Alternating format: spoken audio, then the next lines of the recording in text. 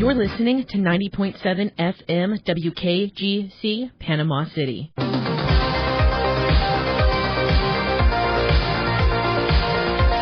WKGC Public Media in Panama City, this is ReelTalk, the place where you can join the cinematic conversations frame by frame each week.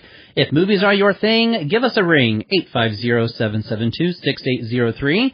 Today we are talking about Joseph Kosinski's new octane-fueled film from Apple Original Films, starring Brad Pitt and Desmond Idris, F1 the Movie. I'm your host, Ryan R.L. Thierry. Joining me today is first-time guest Burl Childress. Welcome to the show, Burl. Glad to be here. Thanks for the invite. Thank you very much for coming on the show today. Glad to have you on.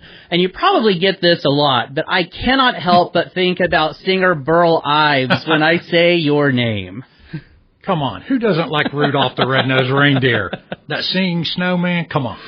Oh, if you're going to share a name with somebody, it's always wonderful when it's a timeless, a singer and entertainer. So do you get that a lot, though? People thinking Burl Ives when they're talking with you? That's all I get. Okay, that's all you get. Okay. Usually, young people, when they hear the name, they don't know what to think. Mm-hmm.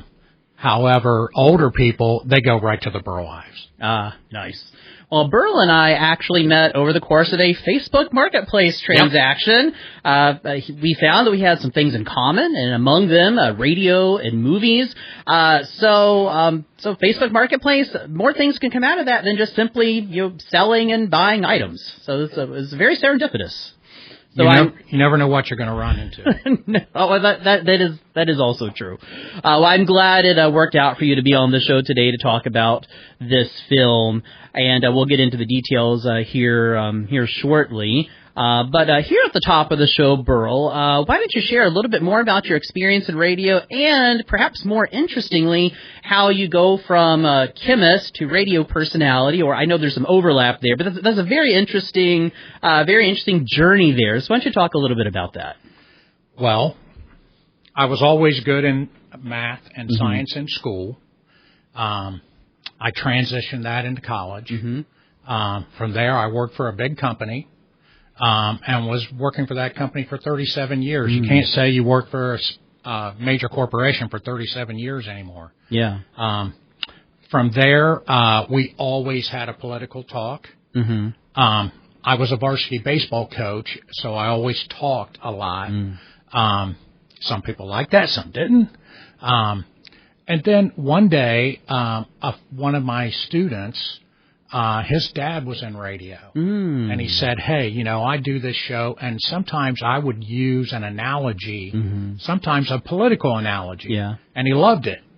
And we got to talking and stuff. We had the idea to do it. He pitched it and so on, and it was history after that. Oh, well, I'm so glad that exchange led to the show that you got to host for a long time. We've talked off air about it. It sounds very interesting, and again, so glad that led you to be here with me today to talk about the movie. But we are here to talk about movies, and something I like to ask all my first-time guests is what their favorite movies are. Could you share with us a few of your favorite movies and why they're at the top of your list? Well, let's see. If I have to go back a ways, I'd say The Godfather. Oh, great choice. Godfather's a fantastic movie.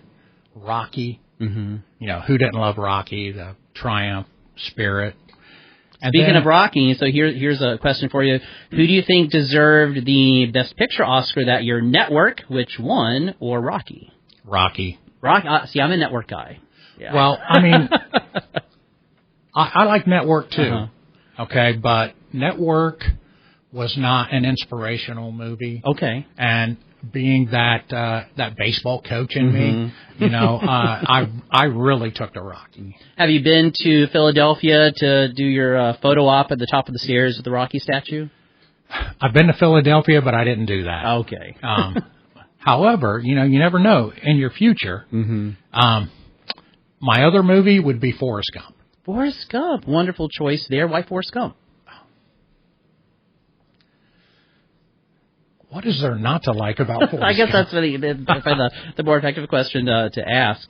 The bench, the famous bench from Forrest Gump, which in the movie is, of course, set in, I believe it's Forsyth Square in Savannah, which you can still sit on the bench in the square. It's not the bench from the movie, though. After the movie, they moved the bench from there to Paramount Studios. So if you take the Paramount Studio tour in Hollywood, they have the Forrest Gump bench there. Oh, wow. So I've both been to the real life bench that you can still sit on in Savannah, but also the real bench, which they moved to the Paramount tour out there.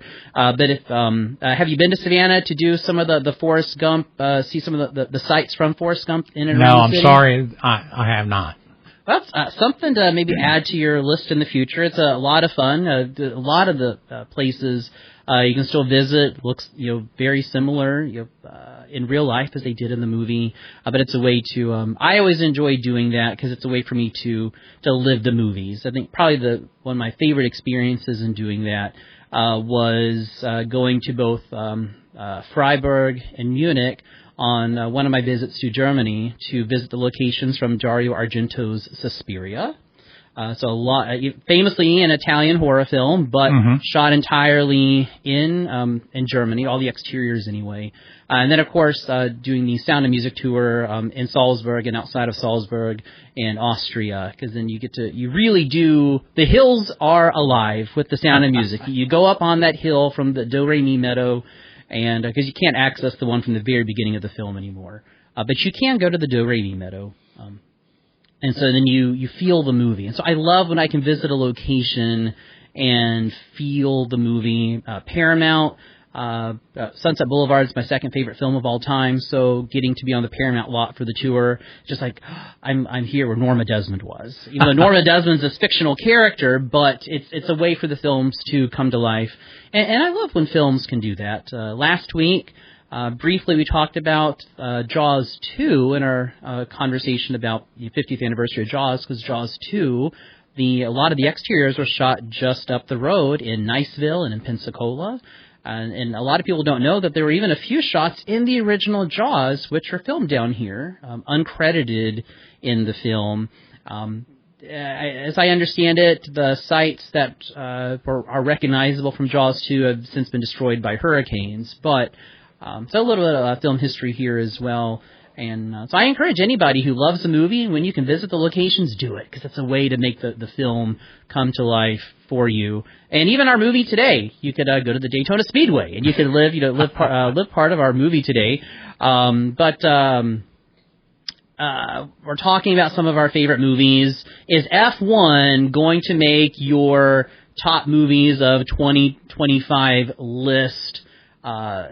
Yes or no? What do you think? Yes, definitely. Oh, it is? Okay, very good. What about it stands out to you that you're this confident that it's going to make top movies of 2025 for you?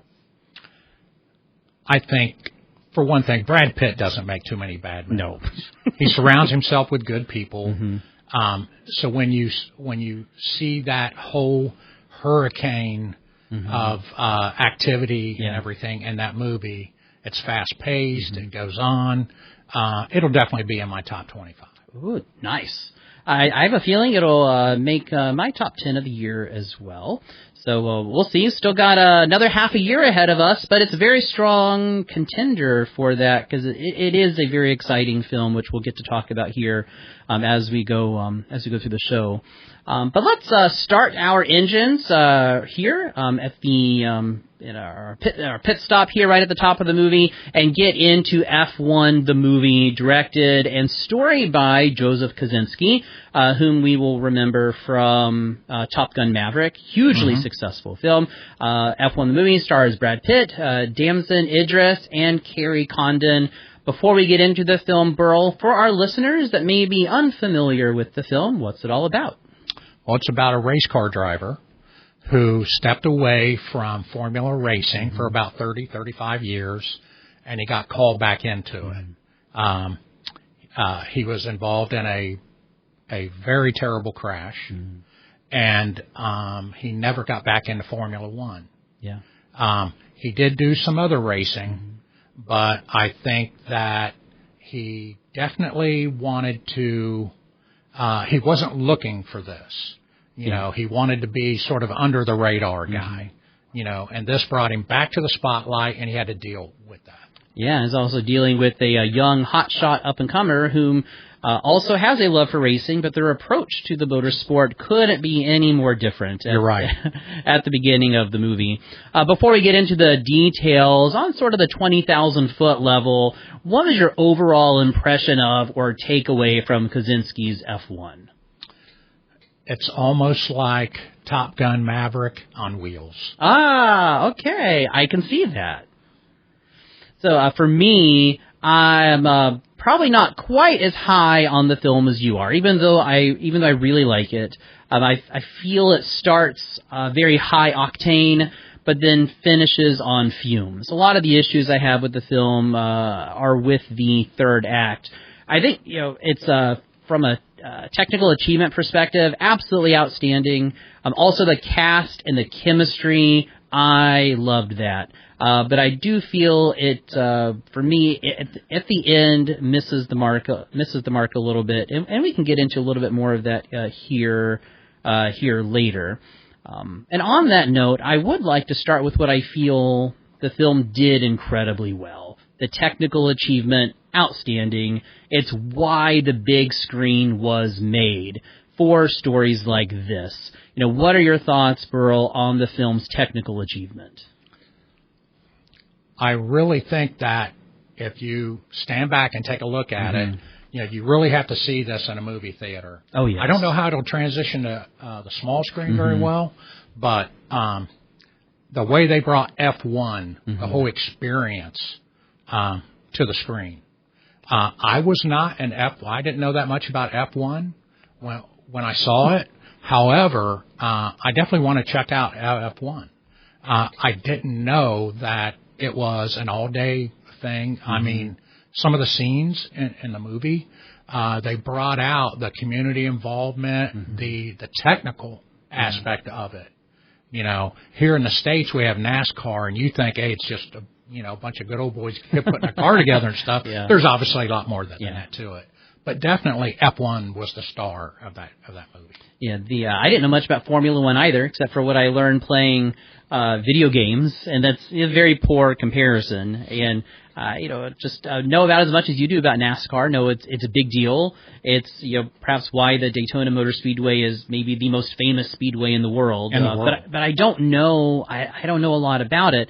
But I agree with you, Burl, that this is meant for the big screen. If you're at all even remotely interested in this film, listeners, see it on the big screen, because I agree. I'm not sure, particularly with the issues I have with the third act, how well it's going to translate to the small screen.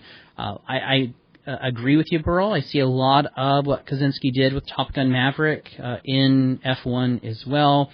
From beginning to end, the cinematography and editing deserve top billing. That's the star. Formula One, the cinematography, the editing, top billing for this picture, because you will feel that you are right there in the crowd with the drivers on the Grand Prix, even if you know little to nothing about Formula One, which admittedly we admit that you don't need to have extensive knowledge. I think it probably maybe helps a little. You can have a greater appreciation for what you see in the film, but you don't need to have all that knowledge going into it, because this is a character-driven film, and you'll never feel lost in this world. Sufficient context clues of what they're talking about, what job titles do what. It's all there, and I think it would have been all too easy to just lean into the racing sequences, but really the racing sequences comprise only 15 minutes of the entire movie. They really punctuate the rest of our scenes, and so each and every time you're on that track, you've had that emotional reset or that chemical reset. Oh, there's your chemist background. That chemical that chemical reset from the previous racing scenes, and so it was so incredibly melded together, fused. That's the word, fused together, because I never came out of the experience Even though the film is, I don't know, about 2 hours and 45 minutes long, I never felt it. It went by really quickly for me, because everything was cohesive. It wasn't just like, here's your action sequence, here's your dramatic sequence. No, it all goes together. Timing and spacing. Yeah. They did a very good job. Brad Pitt knows how to carry a movie also. Yes. So I'm sure somebody of his stature, he has a lot of input. Oh, yeah. Into these things. Where I think I would agree with you, where the movie lets down a little bit, some of the characters. They tried to bring some of the characters in, but really the characters, I think, were almost an afterthought. So I basing that, I would say that Pitt and himself carried the movie. Yeah. Another element that I feel demonstrated excellence in crafting this big screen story was the score by Hans Zimmer. I can't tell you the last time that I had seen Hans Zimmer in a film. I mean, I know he's still working, but it's been a while anyway since I've seen Hans Zimmer as our composer. And what I love about his score from it is that it feels like a direct extension of both action and character in Formula One. It's energetic. You've got orchestration, but you've also got this pulsating, electric texture to the music as well. And I feel it really wraps us into this big screen story. And he uses the score to craft a human experience, a human story inside of this mechanical world. What did you think of Hans Zimmer's score here in F1?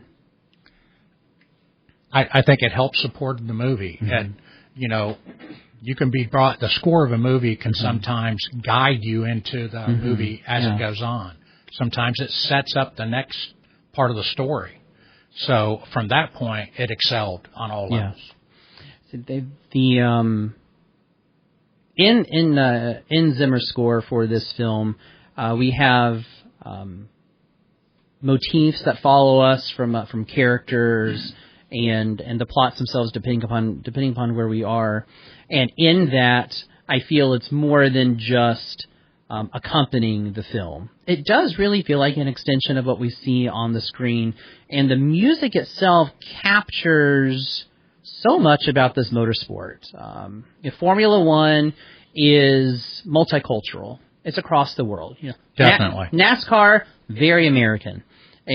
But with the Grand Prix circuit, with Formula One, it's cross-cultural. And I feel that Zimmer was able to bring in pieces of the different cultures, depending upon where we were in the film, into his score. Again, completely fused. Never feels disjointed. And it was a way to acknowledge where we were culturally in the movie, and also form that connection with the host city wherever we happen to be. So it transcends cultural boundaries, and it creates this sort of global score, I feel, that really resonates with audiences from around the world. Did you, as we were globetrotting in the movie, do you feel that the score was reflexive of where we were in the different countries? Most definitely. When they had the scenes before the race, pre-race, and you could see what they did in every country pre-race, some of them acknowledging children, some of them having groups that sang, some of them that had people that marched. It set that up, to bring you in for each country, that it was a little different. And I guess in F1, every racetrack is different. So it's not the same. You're not always making that left-hand turn. No. You are listening to Real Talk on 90.7 WKGC, and today we are talking about F1 the movie, now in cinemas nationwide. My guest today is Burl Childress, a veteran of radio and a cinephile in his own right. When we come back, we will be continuing our discussion on F1 the movie. Have you seen it or have questions about it? Let us know. You can join our conversation by calling 850-772-6803 or send us a message on the WKGC Facebook page. You can also email us at wkgcnews@wkgc.org. We're going to pull into the pit stop for a minute. We'll be right back after this break. People are who build community. The self-starters, the friendly neighbors, the ambitious workers. And that's exactly who our members are. We're PCU. And with us, banking is made better. So whether you need a rewards checking account, financial products that assist with travel, easy business loans, or affordable auto loans, come see us so we can build the community together.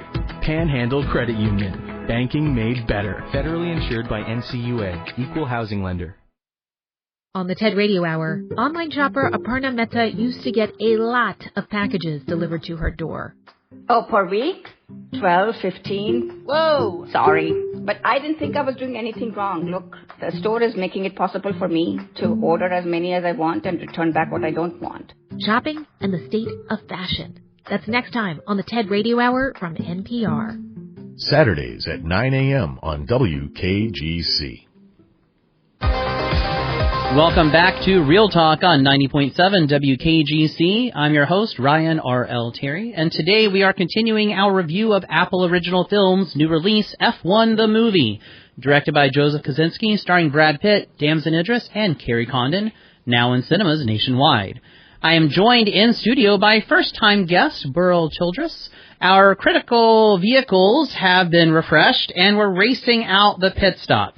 So before the break, listeners, we were talking about what the film did very well, and I'd like to continue with what it did well before talking about some of the weaker areas. One of the observations I made upon watching was the demonstrable excellence in chemistry. There was an authenticity in the relationships and dynamics among our lead and supporting cast. What did you make, Burl, of the overall cast chemistry, particularly with our leads of Sonny, played by Brad Pitt? We've got JP by Damson Idris, and we have Kerry Condon's character, whom, oh my gosh, the name escapes me at the moment. But what did you think about their chemistry on screen? Adversarial at first, Mm-hmm. but then I think they had to get to a point in the movie where they each went through a learning curve, you know, got to know each other. Some of that they didn't like, you know, but I think they did come together, and without giving away too much, they found a way to communicate better, understand each other, and race to the finish line. Yeah, the casting decisions that Kosinski made resulted in a cast that I think demonstrates excellence in casting, because you've got these characters that work, may or may not, depending upon the screenwriter, work very well on the page, but the actors are the ones who bring these characters to life. And just because you're a great actor, you could have two great actors bringing characters to life, but if those actors don't have chemistry, you can almost always pick up on it. Even though in and of themselves they could be fantastic actors, they just don't have chemistry, which is not the case in this film. We've got solid actors, great chemistry. There's an authenticity in the relationship dynamics among both the lead and supporting cast. Never once did I feel that I was watching the actors. Rather, I felt I was watching real Formula One drivers, crew, investors. I bought the long-time relationship between Sonny and Ruben played by Javier Bardem, and I didn't need any. I knew just enough. I get a little bit there at the beginning about the relationship. We learn a little bit more about their racing history as the movie goes along. I totally buy that they have been friends for 20, 30. I think it was 30 years was the last time he raced. I totally buy that, and we don't have to spend a lot of time on the relationship, but the chemistry between Pitt and Bardem really brought these characters to life in a way that I was all in. Totally bought their relationship. And the clashes between Sonny and the pit crew, and the technical directors, that never felt rehearsed or contrived, and it's the magic of casting, not just having great actors. We have great actors who also have excellent chemistry with one another. Most definitely. You could tell that that chemistry was well between those two. Mm-hmm. They were finishing each other's sentences and scenes. They even, without talking too much about the movie, he knew exactly where Sonny was going to be at a certain point in the movie. Yeah. And so, they had to build that rapport, so you really felt that was real. Yeah. You didn't look like you were watching those two actors. No. You looked like you were watching those two characters in this movie. Yeah, so. And the behind the scenes, totally believable. Like, I know little to nothing about Formula One. Know a little bit more now that I've seen the movie, but I totally believe that is what goes on, whether it's in the design offices, in their technical rehearsals, in the communication between the drivers and the pit crew and the clashes. It's like this is probably what goes on, and maybe even a sanitized version of what goes on, in real life. But it made the world real, because it's a world that, particularly as Americans, I think we're much more familiar with NASCAR than we are Formula One. So it's a world with which we're largely unfamiliar, but through this film, it feels real. Everything I saw there made me feel like I was a fly on the wall while all of this was happening. Most definitely. NASCAR, I think it's a little more raw. Mm-hmm. In this movie, I think Brad Pitt tried to bring a lot of rawness to it. Yes, he did. And, the JP, he more or less, I think he was more technical. Yes. He was, even if you looked at their approach to working out, their pre-race things that they did, unpolished versus polished. Oh, yeah. Most definitely. So I think what I saw in his character was a bit of his character from Once Upon a Time in Hollywood. So I almost feel like we took his character from Once Upon a Time in Hollywood, bit more polished in this movie, not quite as raw, but I was seeing a lot of his character, which I appreciated, loved Once Upon a Time in Hollywood. But did you pick up on that? Did you feel that he was channeling that character? I saw that lone wolf, attitude that he had, because he went from different racing, from one to the other and stuff. I definitely see that. Well, switching gears, while I feel the film's plotting is sound and serves as the foundation for the compelling story that we have on screen, where I feel the film suffers is in that third act and in its development of our central characters of Sonny and JP. And you touched on that a little bit already, talking about the characters, Burl, that it was in the development is where you felt it was a little weaker. So I want to get into more of the character development and where the film, at least in my opinion anyway, was could have delivered a bit more thoroughly.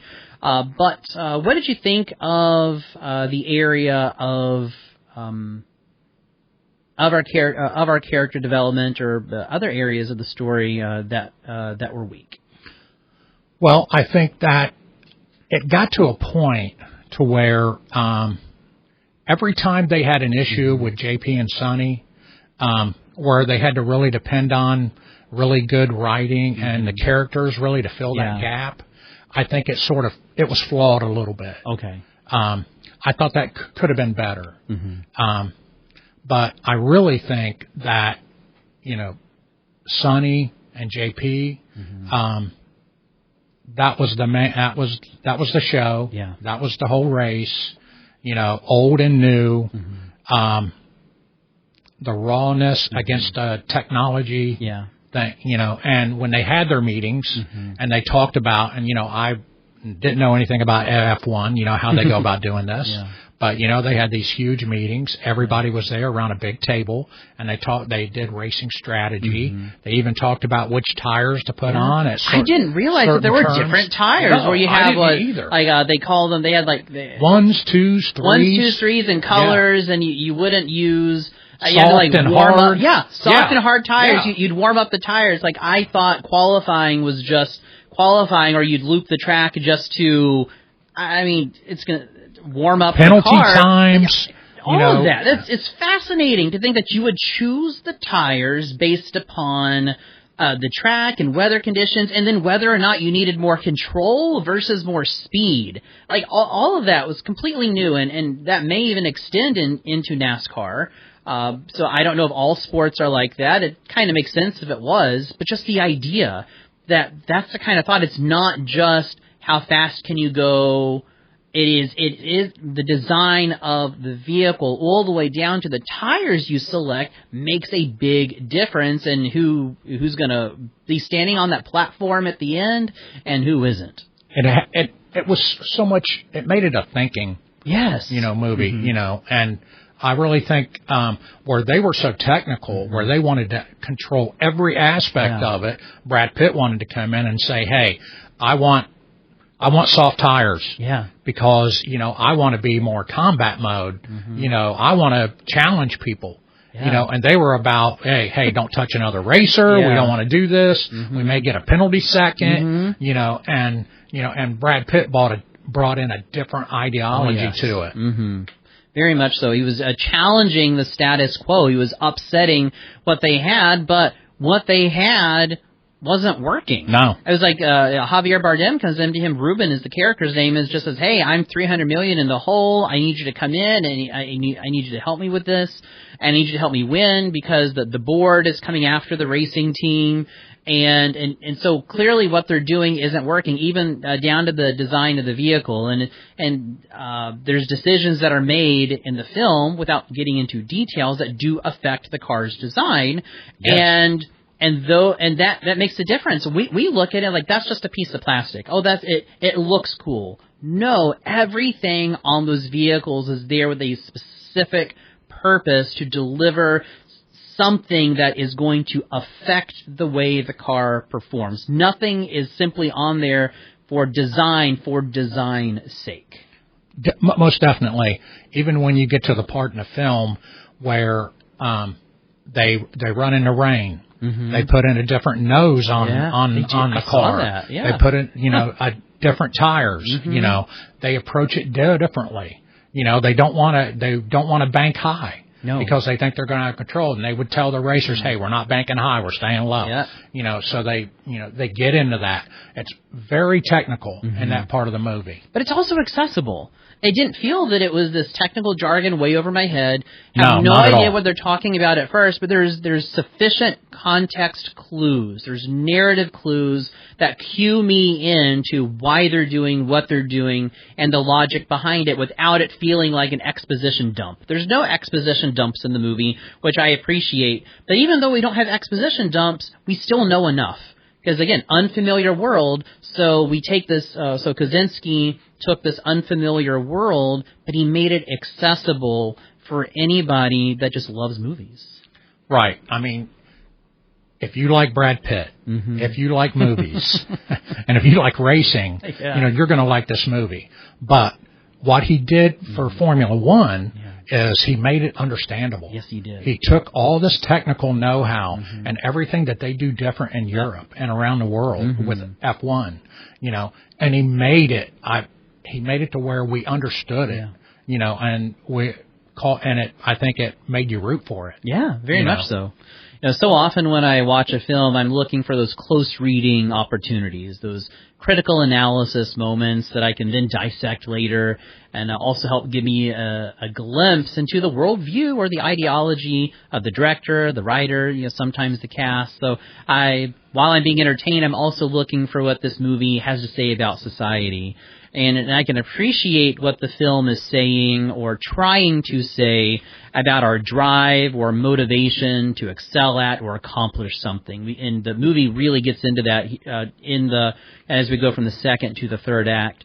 Sonny is a cynical former Gen X Formula One racer, once heralded as the newest star on the Grand Prix circuit.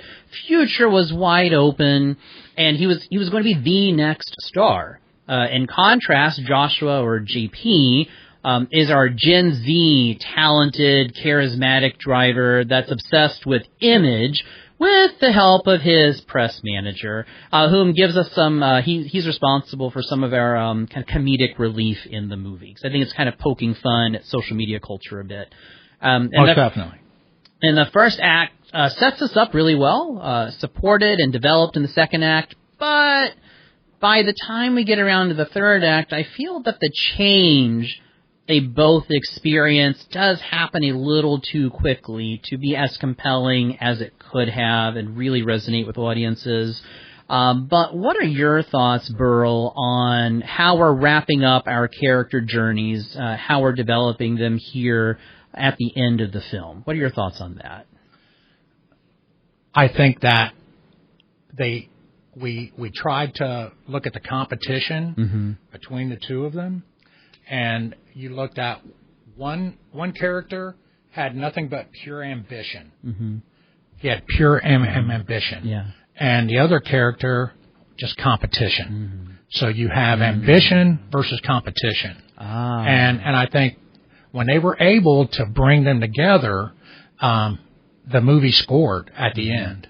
Okay. But to get to that point, I thought the movie failed a little bit. To get to those 2 points. I think JP's scenario appears to be the perfect canvas on which we could paint a portrait of what happens when we lose focus on the love of a sport. And that comes up, it's like, Sonny's like, I'm in it for just the love of racing. Like, I love racing, and he doesn't need all the rest of it. Clearly he doesn't. The guy lives in a van. So he doesn't need all the fame and fortune that comes along with it. But JP, very much a product of this generation's focus on social media, on influencing. Yes. And we really lean into that, and it's showing really the downside of that. What happens to an individual outside of that squared image on Instagram or other social media apps. And so when we exchange a love of the fame for the love of the sport, we could find ourselves lost in the celebrity of it.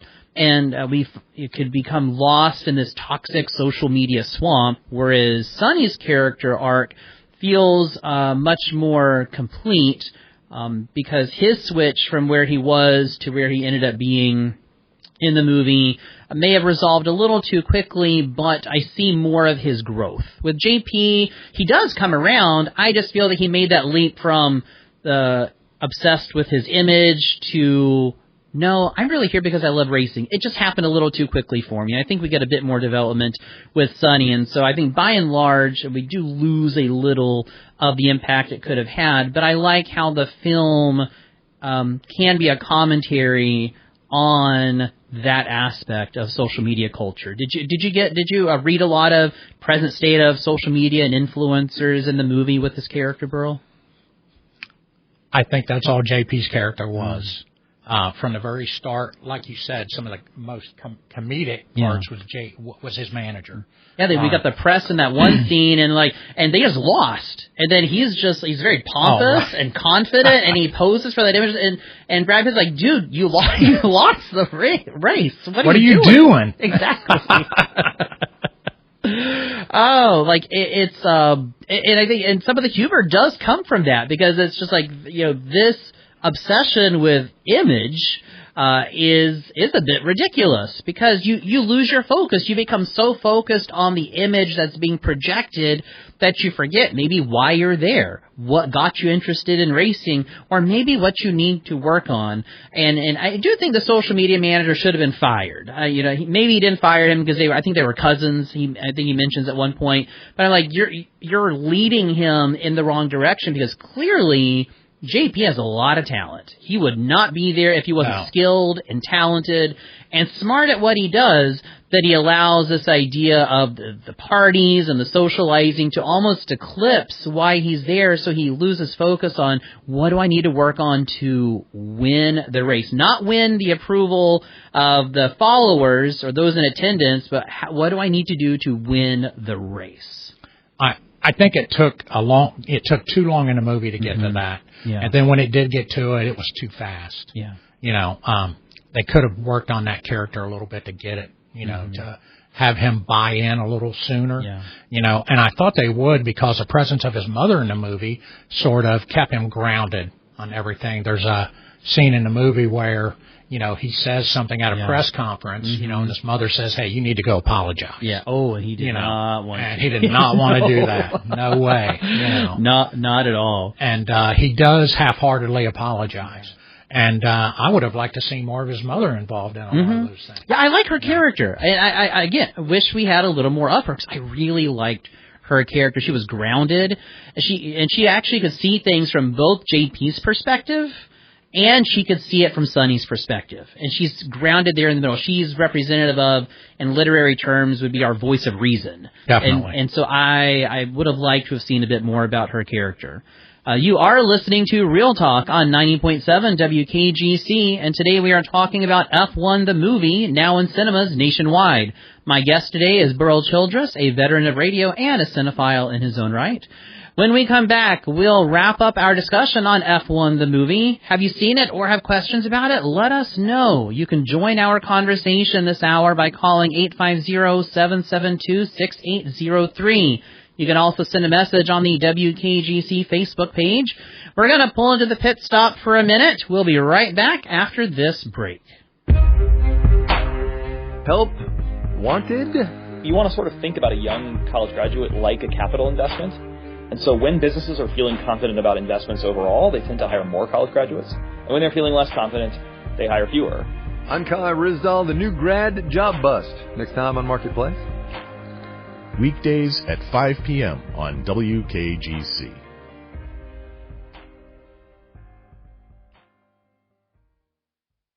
Hi, I'm Mary Louise Kelly. At NPR and this station, we take our democratic role as watchdogs seriously. We hold the powerful to account, and we hold ourselves to a set of core principles: integrity, independence, accuracy, transparency, and respect for the public we serve.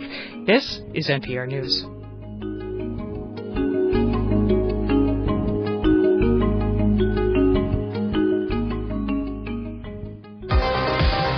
Welcome back to Real Talk on 90.7 WKGC. I'm your host, Ryan R.L. Terry, and we're about to come into the home stretch of Apple Original Films' high-octane new release, F1 the Movie, directed by Joseph Kosinski, starring Brad Pitt, Damson Idris, and Kerry Condon, now in cinemas nationwide.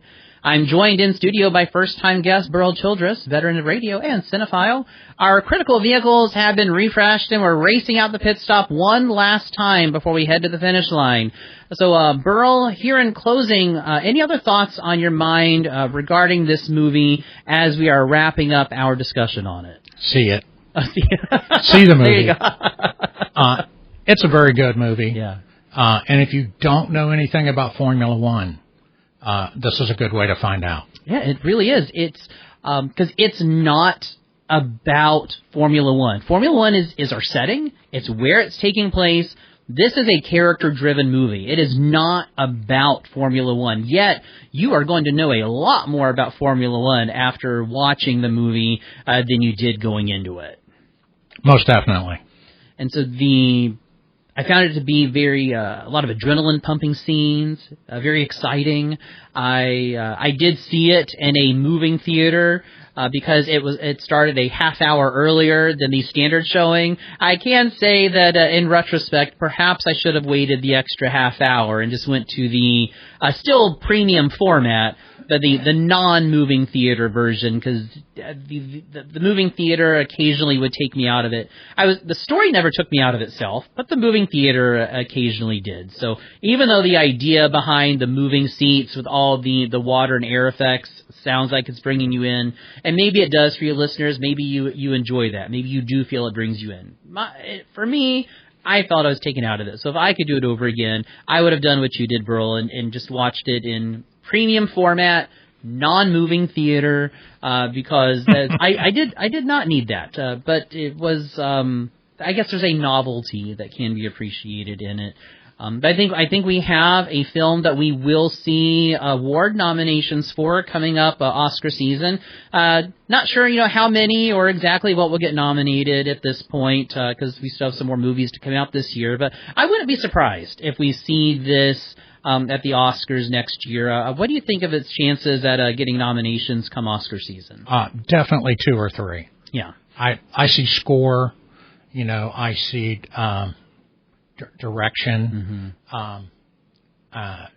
probably a lot of technical things with this movie because to pull this movie off, there had to be some major undertaking and planning to do it. Yeah. And I have no doubt they probably had to create things to be able to get this movie to bring it to the screen. Yeah. The way that F1 deserves to be. Exactly. I don't know, kind of our percentage of practical to CGI, what was digital, what was real.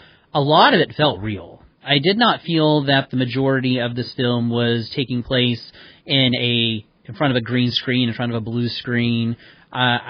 It feels very real. And so I'm curious to go back and look to see what was real and what was digital, because I think the strength of it is perhaps that added dimension from it being real, that we're not recreating this on a green screen, that we have a lot of practical effects, because it felt very practical to me. Did you get that sense when you were watching it? I got the sense that I was in the car, or I was beside the car, or I was above the car. So it brings that to you. And I really think that where people are going to walk away from this movie, they're going to walk away knowing more about F1, but they're going to walk away what the drivers have to go through. You're going to be educated, and then, Brad Pitt's performance, and the rawness that he brings. Yeah. I don't know if it's, a big winner that way, but he definitely brings something to the movie that, maybe this movie doesn't get made without him. Yeah. I don't know. I don't know. He was, seems like a movie and a script tailor-made for Brad Pitt. But we're talking a lot about racing today, Burl, so I thought it would be fun to talk about some of our favorite movies featuring a race. So what's the first title that you have for us today, and why did you pick it? Okay. This goes back to my childhood. I loved Speed Racer. Okay. I watched Speed Racer cartoon when I was a kid. I'm probably a little older than you. I don't know if you watched Speed Racer. I think I watched it reruns on Nickelodeon back in the day. Oh, okay. I think they had, or Cartoon Network, one of the two had Speed Racer. But they made a movie a few years back, and the Russo brothers directed it. And they're very good movie makers. Yeah. And they made Speed Racer, and it's like, I won't say it's Formula One. I think they wanted to create something that had never been created before, and I think they sort of got away from the racing part and made it more of a visual spectacle. Yeah. But for me, it was seeing those characters, to come back and how they were played in the movie, and of course the star of the movie, the Mach 5. Yeah. For me, I'm going outside of the box a little. Still a race, but it's not a race with cars per se. This is the spiritual remake, if you will, of It's a Mad, Mad, Mad, Mad World, Rat Race from 2000. Oh, okay. I absolutely love Rat Race. Think it is one of the best comedies, certainly of the 2000s.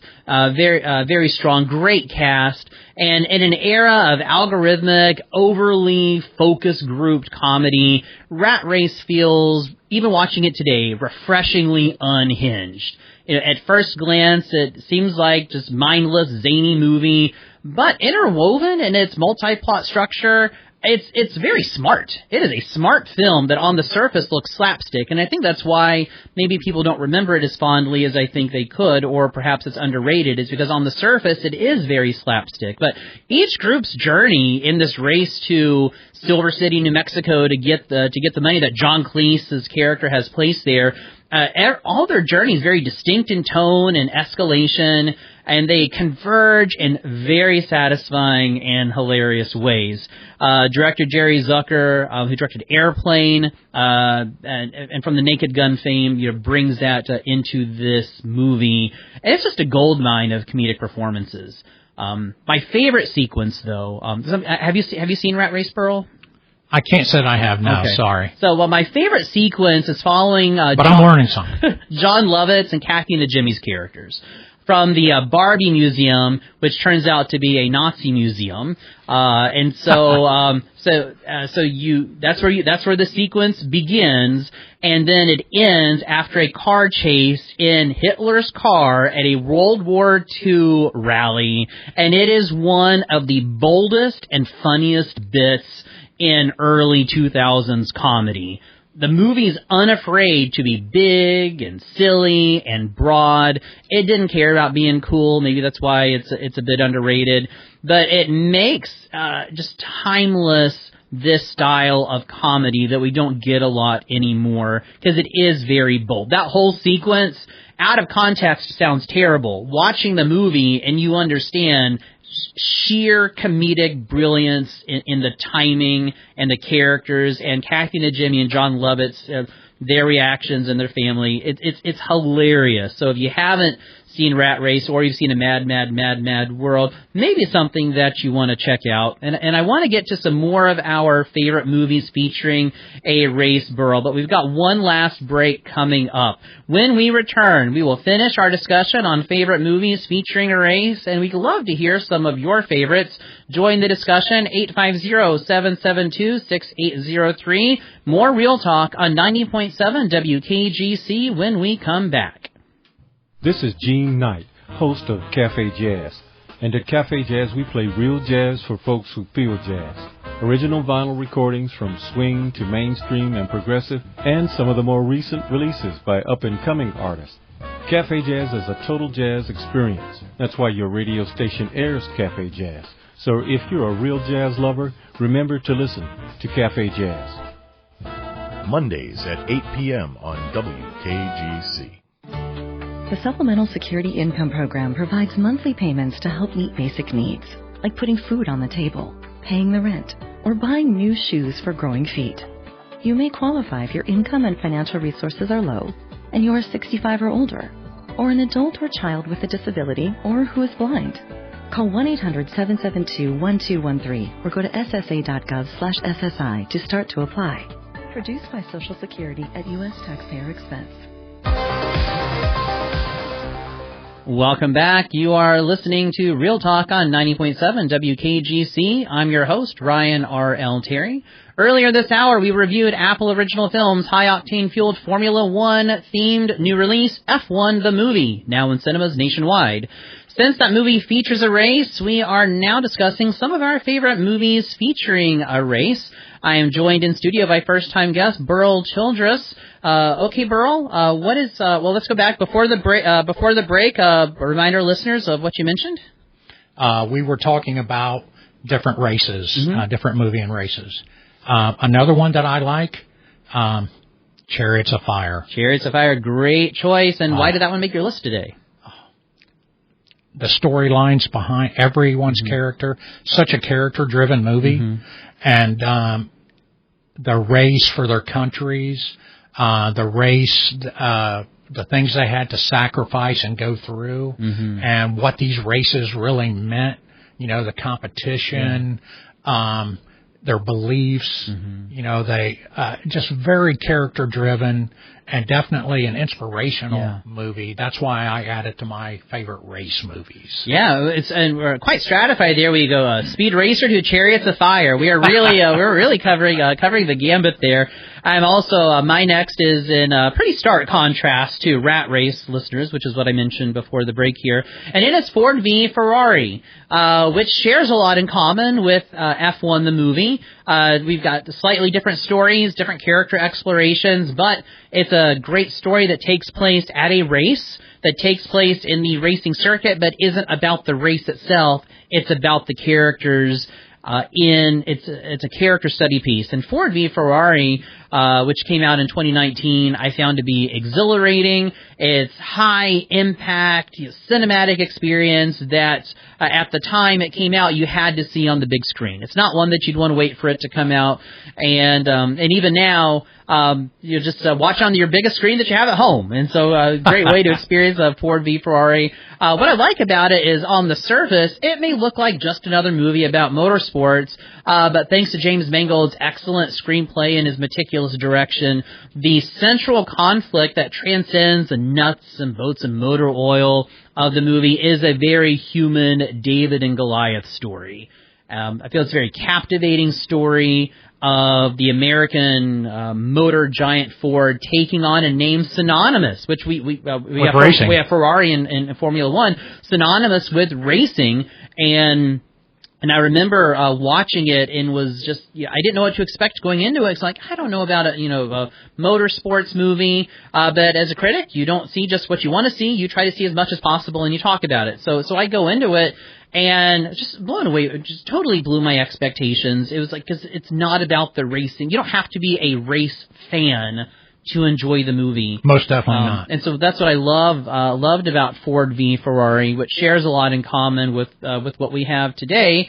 And so we have it's also based on a true story. So in addition to the compelling David and Goliath type story, we also have it's very real. It's true, and it's one that not a lot of people knew about. No, I knew about the story, but you did. Okay. To bring it to life the way they did, it definitely filled holes. Yes, Yeah, very much so. So if you saw Formula One, listeners, and you're maybe looking for other movies along those same lines, we've got Chariots of Fire.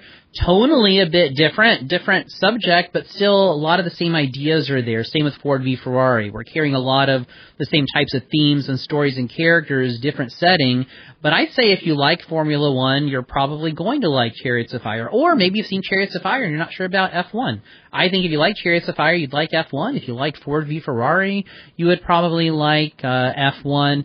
And we've got time here for one more movie, so I'll let you begin our closing out our discussion here, Burl. What's one more movie that you have for us? Okay, Seabiscuit.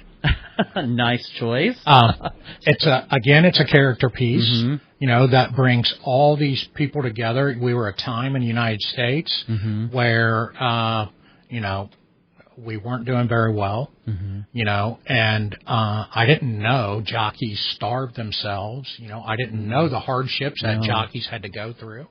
I didn't know these things. I didn't know a lot about the owners and what they had to go through. And, I knew about the horse. Yeah. You heard that it was Seabiscuit at that time. Yeah. Of course, Secretariat, came along after, but I didn't know that much about it, and brought a great story to the screen. I think it was Academy Award winner too. Yeah. And how can you not like a movie like that? Yeah. That talks, that goes into inspiration. Very inspirational. It's transformative. Where it really brings the characters together.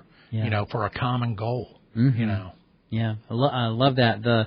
Love when we can connect with those characters and the inspirational story can touch us in a way that maybe we feel more inspired in something that we're doing. Maybe we're not racing horses, or probably not racing horses, but that it may inspire us in other areas. But Angela did let me know that we are nearly out of time for the day. Thank you, Burl, for joining us today on Real Talk. Thank you. So I hope to have you back on the show here in the future. If you missed any of today's episode or to listen to past shows from WKGC, you can find us on a podcatcher near you. So look for WKGC on your podcast service of choice. Next week, we are reviewing the newest installment in the Jurassic franchise, Jurassic World Rebirth, opening in cinemas on the 1st of July.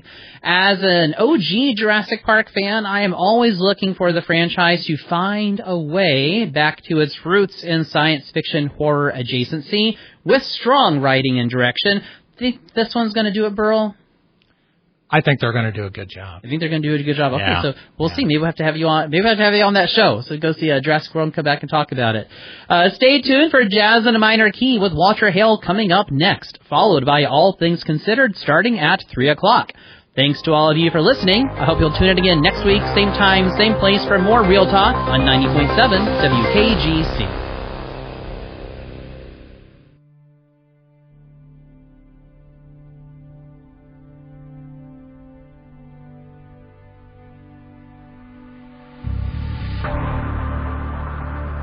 World War II ended nearly 80 years ago, and recently 2 men who survived the war met for the first time. One was an American soldier who liberated a concentration camp. The other, a Jewish man who was nearly killed there. That anybody survives those camps is a wonderful thing, and I'm so happy to meet him. I'm Elsa Chang. That story on the next All Things Considered from NPR News. Weekdays at 3 p.m. on WKGC. The big picture is we have a president who's quite happy with the Supreme Court. So we see a kind of close relationship between the president and the Supreme Court, with the president claiming unprecedented powers for himself, and the court not only not standing in his way, but generally opening the door. I'm Rachel Abrams. That's Today on the Daily from the New York Times. Weekdays at 5. You're listening to 90.7 FM WKGC, Panama City.